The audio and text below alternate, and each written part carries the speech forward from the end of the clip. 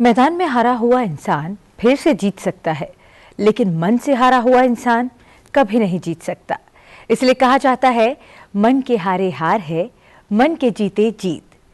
इसलिए आत्मविश्वास के साथ अपने कर्तव्य पथ पर आगे बढ़ते रहें। सुप्रभात, मैं हूं आपके साथ शालिनी खंडेलवाल। शुरुआत करते हैं आज की मुख्य गतिविधियों के साथ। राष्ट्रपति द्रौपदी मुर्मू ने संसद के दोनों सदनों का किया सत्रावसान। 10 फरवरी को दोनों सदन अनिश्चितकाल के लिए हुए थे स्थगित।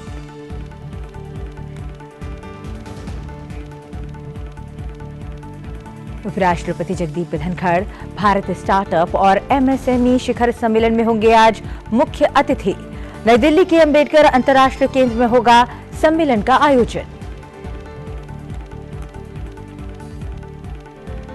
प्रधानमंत्री नरेंद्र मोदी ने जेल में बंद 8 भारतीयों की रिहाई के लिए कतर के अमीर की सराहना। वार्ता समग्र द्विपक्षीय संबंधों के विस्तार पर रही केंद्रित।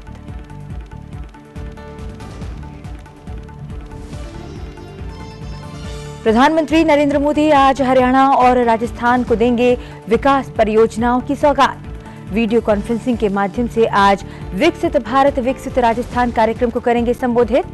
राजस्थान में 17,000 करोड़ रुपए से अधिक की कई विकास परियोजनाओं का करेंगे उद्घाटन और शिलान्यास। हरियाणा में भी करेंगे 9,750 करोड़ रुपए से अधिक की कई विकास परियोजनाओं की शुरुआत।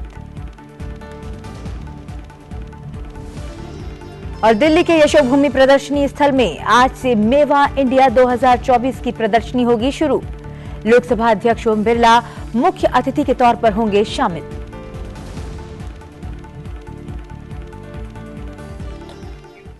सुप्रभात में अब बात करते हैं विस्तार से। राष्ट्रपति द्रौपदी मुर्मू ने गुरुवार को संसद के दोनों सदनों का सत्रावसान कर दिया। संसद के बजट सत्र को पिछले सप्ताह शनिवार को अनिश्चितकाल के लिए स्थगित कर दिया गया था। लोकसभा सचिवालय के एक बयान के अनुसार 17वीं लोकसभा के 15वें सत्र का राष्ट्रपति द्रौपदी मुर्मू ने 15 फरवरी 2024 को सत्रावसान कर दिया है। 31 जनवरी को ये सत्र शुरू हुआ था। बजट सत्र 17वीं लोकसभा का अंतिम सत्र था। वहीं राज्यसभा सचिवालय ने एक बयान में कहा है कि राष्ट्रपति ने 15 फरवरी को राज्यसभा का भी सत्रावसान कर दिया। राज्यसभा के 263वें सत्र को 10 फरवरी को अनिश्चितकाल के लिए स्थगित कर दिया गया था। सत्रावसान किसी संसद सत्र का औपचारिक समापन होता है, जिसे राष्ट्रपति के आदेश पर ही किया जा सकता है।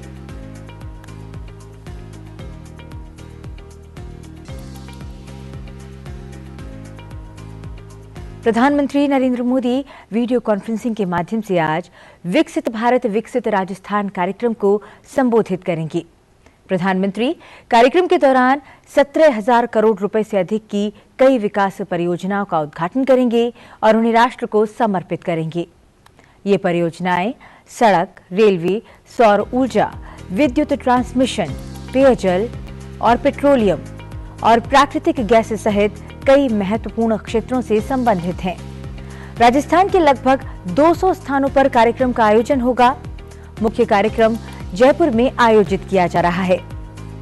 प्रधानमंत्री राजस्थान में 5,000 करोड़ रुपए से अधिक की विभिन्न राष्ट्रीय राजमार्ग परियोजनाओं का उद्घाटन करेंगे।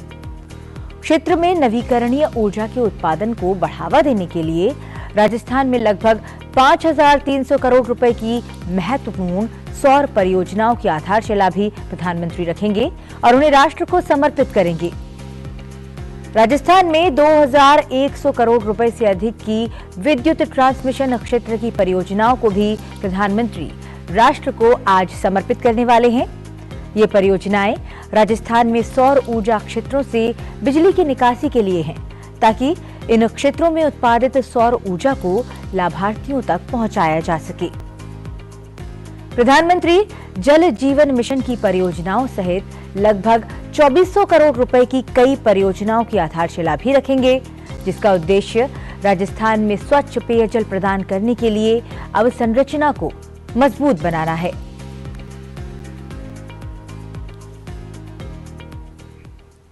प्रधानमंत्री आज हरियाणा के रेवाड़ी भी जाएंगे।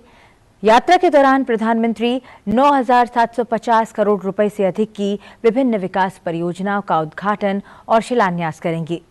ये परियोजनाएं शहरी परिवहन, स्वास्थ्य, रेल और पर्यटन क्षेत्रों से संबंधित हैं। प्रधानमंत्री कई रेल परियोजनाओं की आधारशिला और लोकार्पण करेंगे। इनमें राज्य में कई रेलवे लाइनों का दोहरीकरण शामिल है। गुरुग्राम मेट्रो रेल परियोजना की आधारशिला भी प्रधानमंत्री आज रखने वाले हैं। गुरुग्राम मेट्रो रेल परियोजना पर 5,450 करोड़ रुपए की लागत आएगी। परियोजना की कुल लंबाई 28.5 किलोमीटर है और ये मिलेनियम सिटी सेंटर को उद्योग विहार फेज 5 से जोड़ेगी। प्रधानमंत्री रेवाड़ी में अखिल भारतीय आयुर्विज्ञान संस्थान एम्स की आधारशिला रखेंगे। इस परिसर का निर्माण 203 एकड़ भूमि पर 1,650 करोड़ रुपए की लागत से किया जाएगा। इसमें अस्पताल, मेडिकल कॉलेज, नर्सिंग कॉलेज और आयुष खंड होंगे। प्रधानमंत्री कुरुक्षेत्र में नवनिर्मित अनुभव केंद्र ज्योतिसर का लोकार्पण करेंगे। अनुभवात्मक संग्रहालय 17 एकड़ में लगभग 2,240 करोड़ रुपए की लागत से बनाया गया है। संग्रहालय में अत्याधुनिक तकनीक का प्रयोग किया गया है।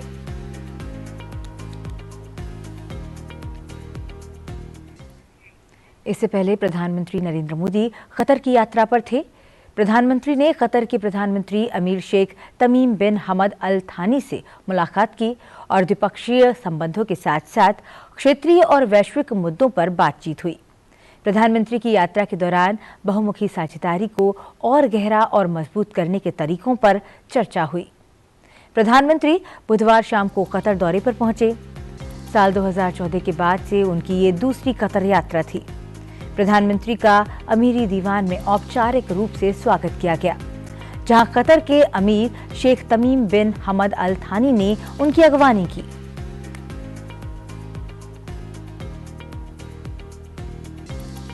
पंद्रह फरवरी को प्रधानमंत्री नरेंद्र मोदी कतर के प्रधानमंत्री अमीर शेख तमीम बिन हमद अल थानी से मिले। प्रधानमंत्री की यात्रा के दौरान बहुमुखी साझेदारी को और गहरा और मजबूत करने के तरीकों पर चर्चा हुई।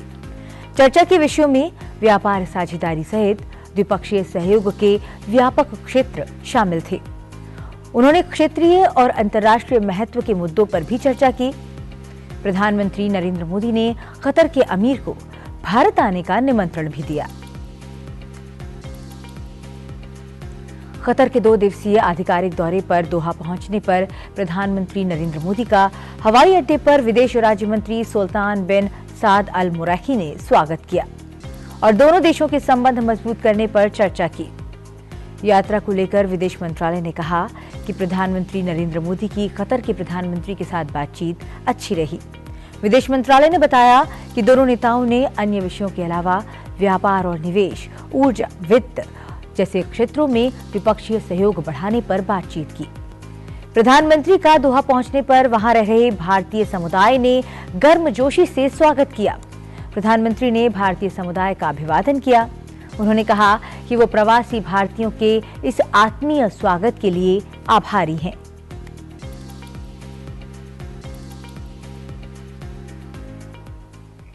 आइए अब आपको दिखाते हैं प्रधानमंत्री के कतर दौरे के highlights.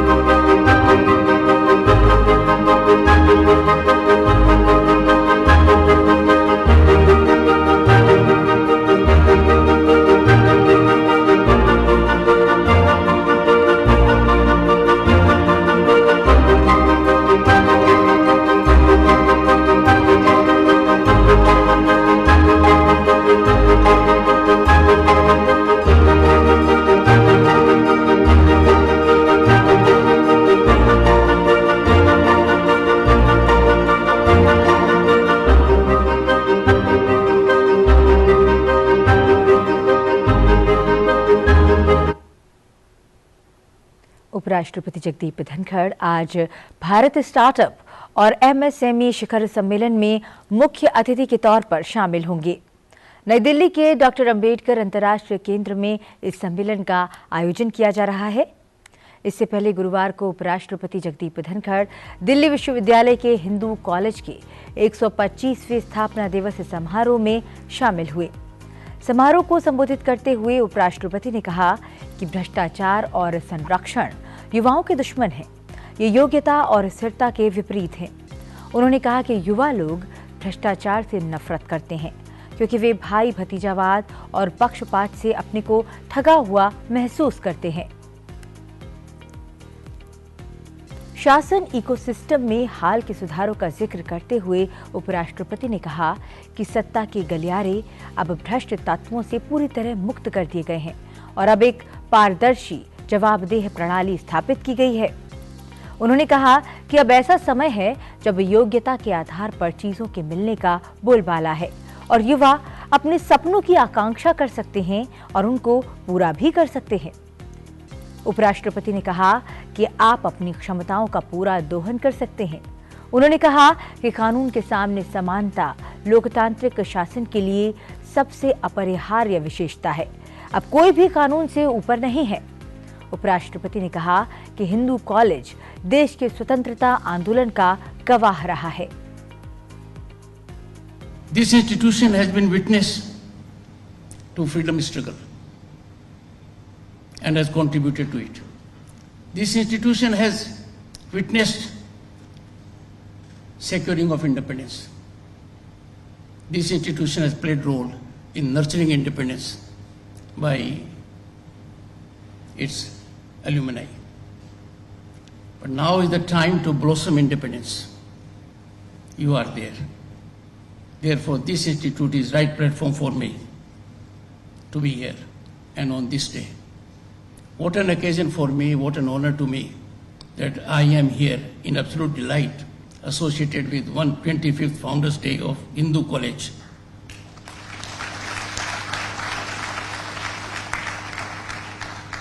It has rich, vibrant legacy of serving the nation and blossoming nationalism.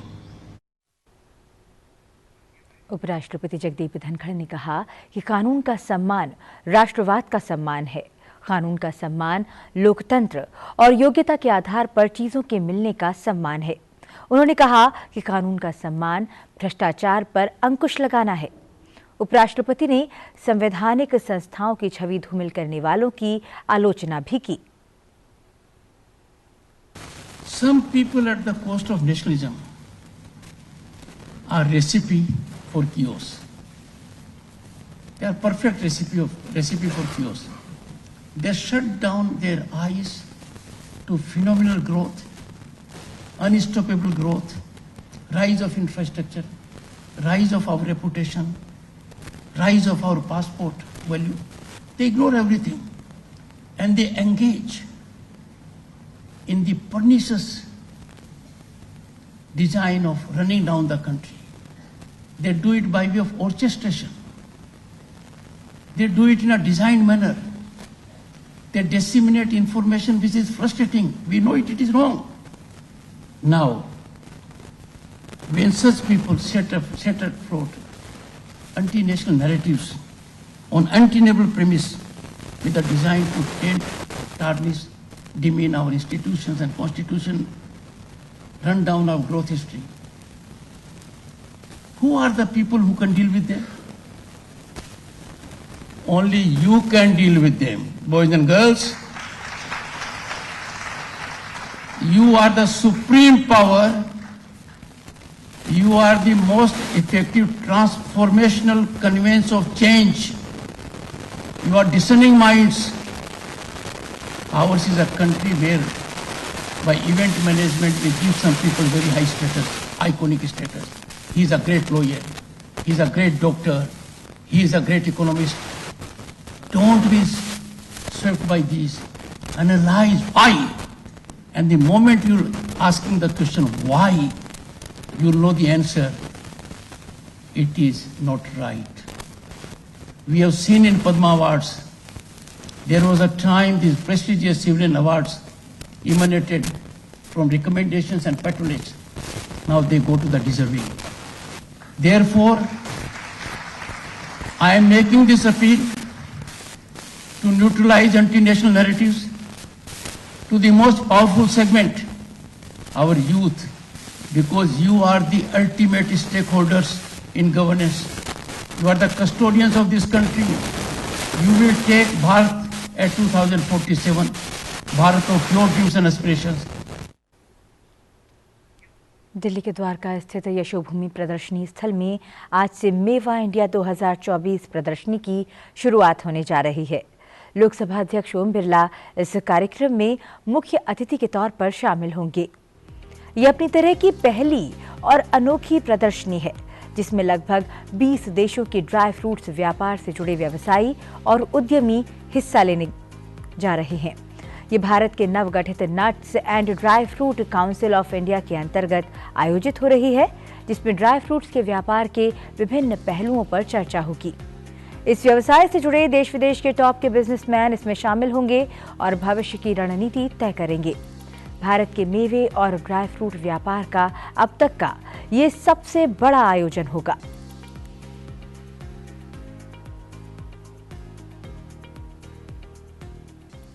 इससे पहले लोकसभा अध्यक्ष ओम बिरला ने कहा कि समता मूलक समाज निर्माण और राष्ट्रीय विकास का मूलाधार शिक्षा है।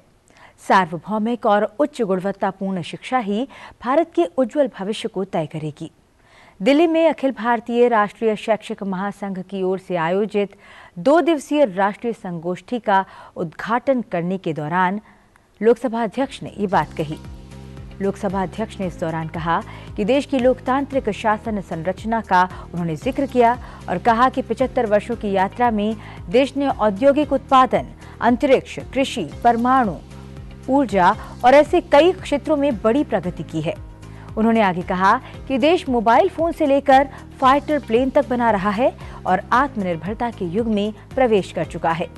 देश के तीव्र विकास का उल्लेख करते हुए लोकसभा अध्यक्ष ओम बिरला ने कहा कि सरकार का अगले 25 वर्षों का विजन भारत को विकसित, समृद्ध और संपन्न राष्ट्र बनाना है। उन्होंने आगे कहा कि इन उपलब्धियों ने भारत को दुनिया में एक महत्वपूर्ण आर्थिक शक्ति के रूप में स्थापित किया है। हमारे मूल में ही लोकतंत्र है और इसीलिए जब हमारी विरासत की ओर हम जाते हैं तो मूल में हम देखते हैं हमारी समिति, सभा और हम सब कभी भी बैठकर निर्णय करते हैं तो सामूहिकता के साथ निर्णय करते हैं, मिलकर निर्णय करते हैं, देश हित में निर्णय करते हैं, गांव के हित में निर्णय करते हैं। इसलिए मूल चिंतन हमारा लोकतांत्रिक व्यवस्था का रहा और इसीलिए जब शासन पद्धति का सवाल आया तो हमने संसदीय शासन प्रणाली अपनाई और जिसके मूल में जनता रखी। जनता के चुने हुए शासक, जनता का शासन और इसीलिए हमारे संविधान के अंदर भी एक ऐसा समावेशी संविधान है जिसमें दुनिया के जितने भी धर्म हैं वो धर्म की अभिव्यक्ति यहाँ पर है। सबको बोलने की आज़ादी है, सबको मताधिकार देने का समान अधिकार हमारे यहाँ पर हमने संविधान के साथ लागू किया। इसलिए हमारा संविधान हमारा हमेशा मार्गदर्शक रहा। अब बात करते हैं राष्ट्रीय युवा संसद प्रतियोगिता की।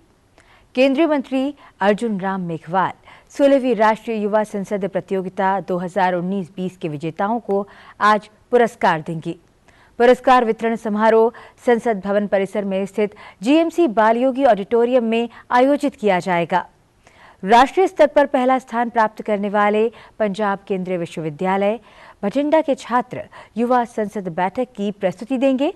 युवा संसद योजना का उद्देश्य युवा पीढ़ी के बीच आत्म अनुशासन की भावना, विविध विचारों के प्रति सहिष्णुता, विचारों की नेक अभिव्यक्ति और लोकतांत्रिक जीवन शैली के अन्य गुणों को विकसित करना है।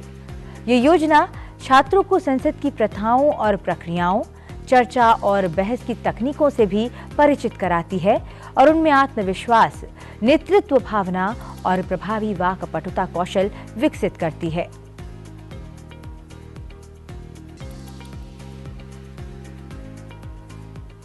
अब बढ़ते हैं आगे और बात करते हैं बीजेपी के राष्ट्रीय अधिवेशन की।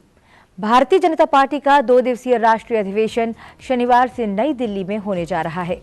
कार्यक्रम में केंद्रीय मंत्री, भाजपा शासित राज्यों के मुख्यमंत्री, राज्य मंत्री, राष्ट्रीय और राज्य पार्टी पदाधिकारी, सांसद और विधायकों सहित लगभग 11,500 प्रतिनिधि भाग लेंगे। पार्टी के वरिष्ठ नेता रविशंकर प्रसाद ने नई दिल्ली में बताया कि सम्मेलन के पहले दिन पदाधिकारियों की बैठक होगी। प्रधानमंत्री नरेंद्र मोदी रविवार को समापन सत्र को संबोधित करेंगे। रविशंकर प्रसाद ने कहा कि इस आयोजन में 2 प्रस्ताव लाए जाएंगे और आगामी लोकसभा चुनावों को लेकर पार्टी तैयारियों को लेकर विस्तृत चर्चा करेगी। बैठक में एक व्यापक संगठनात्मक एजेंडे पर चर्चा की जाएगी और विकसित भारत की थीम पर एक प्रदर्शनी का आयोजन भी किया जाएगा।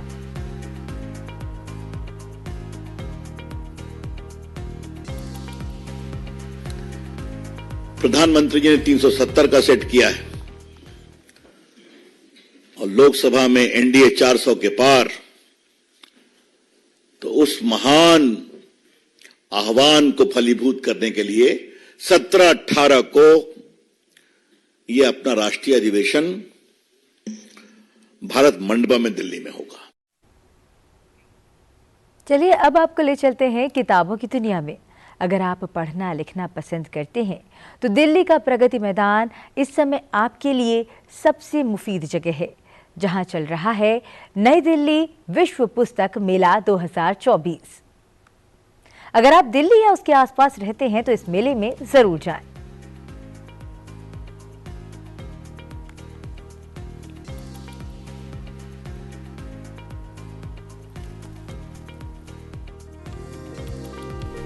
नई दिल्ली विश्व पुस्तक मेला। इस मेले को अगर पुस्तकों का महाकुंभ कहा जाए तो कोई अतिशयोक्ति नहीं होगी। इस पुस्तक मेले का पुस्तक प्रेमियों को बेसब्री से इंतजार रहता है। मेले की हर साल एक थीम होती है। इस साल इस मेले की थीम है बहुभाषी भारत, एक जीवंत परंपरा। इस मेले में इस बार लोगों को देश की विविध भाषाओं के साहित्य से जुड़ने का मौका मिला। नई दिल्ली के प्रगति मैदान के इस बेहद ही सुंदर और सुगम भारत मंडपम में लोगों को देश की क्षेत्रीय भाषाओं से जुड़ने का मौका मिल रहा है। मेले के थीम पवेलियन में आते ही इस मेले का उद्देश्य स्पष्ट हो रहा था। 9 दिन के इस आयोजन की शुरुआत हुई 10 फरवरी से और ये मेला 18 फरवरी तक चलेगा। थीम के अनुरूप इस मेले में कई ऐसे लेखक और प्रकाशक शामिल हुए जो खास तौर पर बहुभाषा साहित्य लेकर पहुंचे। नई दिल्ली विश्व पुस्तक मेले का सफल आयोजन ये दर्शाता है कि किताबों के प्रति लोगों का मोह, उनकी आत्मीयता अभी खत्म नहीं हुई है।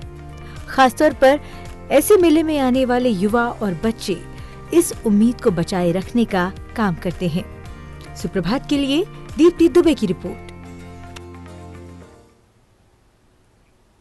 विश्व पुस्तक मेले में अब कुछ ही दिन शेष हैं, तो अगर आप पुस्तक प्रेमी हैं, साहित्य प्रेमी हैं, तो इस मेले में जरूर जाएं। अब बढ़ते हैं आगे और बात करते हैं खेल जगत की।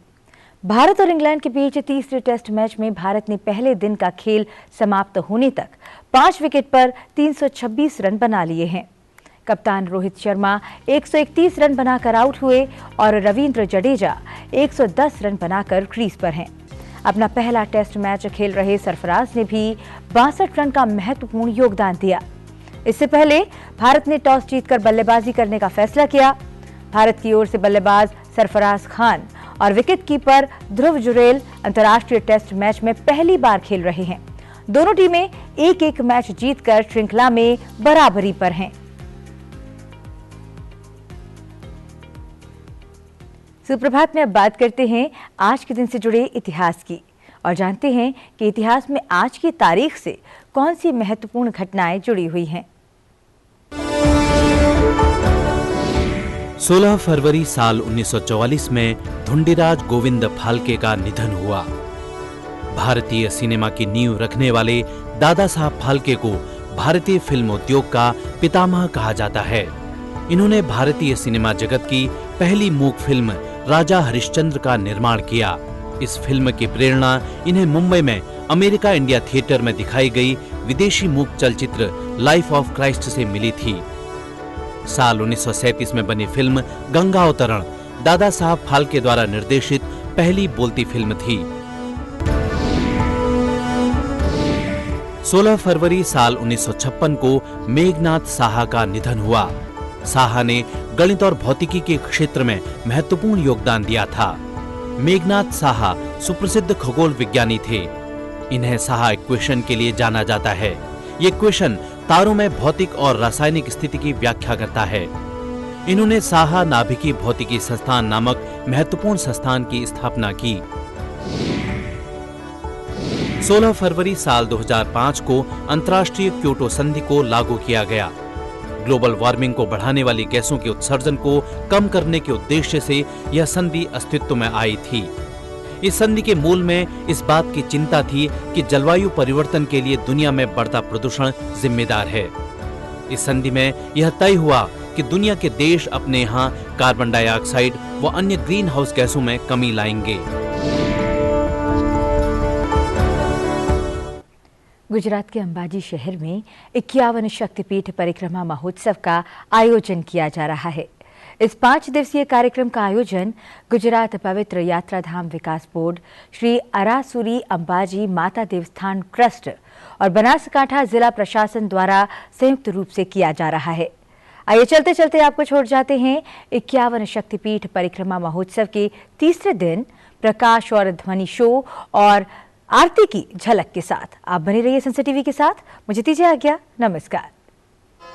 सोने की छड़ी, रुपए की मशाल, झरियन का झामा, अतलस का ढाव, चाचरना चौकवाड़ी, गब्बर ना गोखवाड़ी, आरा सुन्ना पाड़वाड़ी, बिरदाड़ी अंबे माड़ी, दाता ना डूंगरवाड़ी, बेश बुधाड़ी, माँ जगदम्बा अंबा ने गणी खम्मा, गणी खम्मा, गणी खम्मा।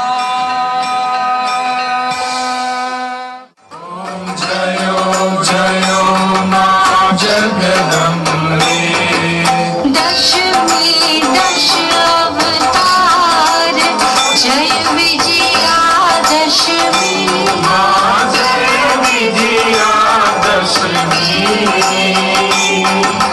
रामे राम रमाया, रामे राम रमाया, रावण रोयो मां।